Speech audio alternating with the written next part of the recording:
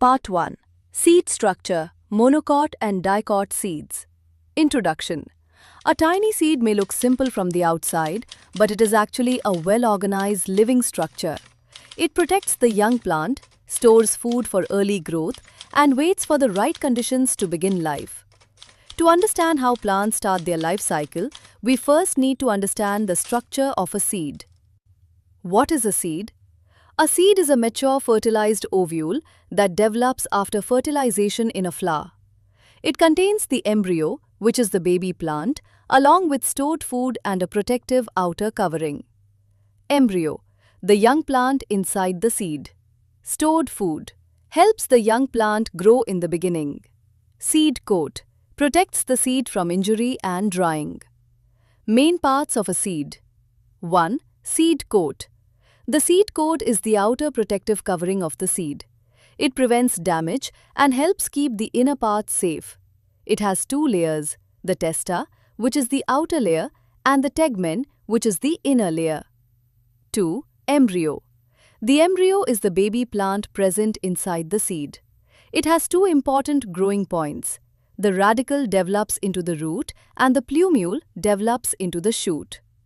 3. Food storage. Every young plant needs food when it starts growing.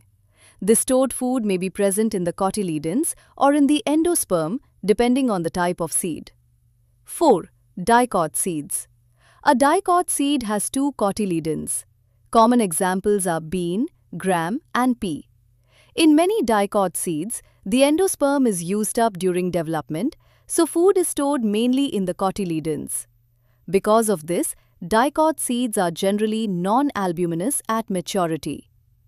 5. Monocot seeds. A monocot seed has only one cotyledon called the scutellum. In monocot seeds such as maize, rice, and wheat, food is usually stored in the endosperm. Therefore, monocot seeds are generally albuminous. In monocot seeds, the embryo lies on one side of the endosperm. The plumule is protected by the coleoptile, while the radicle is protected by the coleorhiza. These protective structures help the young parts remain safe during early growth. Difference between dicot and monocot seeds. Step 1. Number of cotyledons. A dicot seed has two cotyledons, whereas a monocot seed has one cotyledon. Step 2. Food storage. In dicot seeds, food is usually stored in the cotyledons. In monocot seeds, food is usually stored in the endosperm. Step 3. Nature at maturity. Dicot seeds are generally non-albuminous, which means the endosperm is absent or used up at maturity. Monocot seeds are generally albuminous, which means the endosperm is present at maturity. Step 4. Examples. Examples of dicot seeds are bean, gram, and pea. Examples of monocot seeds are maize, rice, and wheat. Step 5. Special protection. Dicot seeds do not have special protective sheaths like coleoptile and coleorhiza.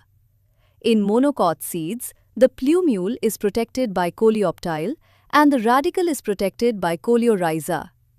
Step 6. Conclusion. Thus, dicot and monocot seeds differ in the number of cotyledons, food storage, nature at maturity, examples, and protective structures. Why pea can be split but maize cannot? A pea seed can be split into two equal halves because it has two cotyledons. But a maize grain cannot be split into two equal halves in the same way because it is a caryopsis. In a caryopsis, the seed coat is fused with the fruit wall. Quick summary.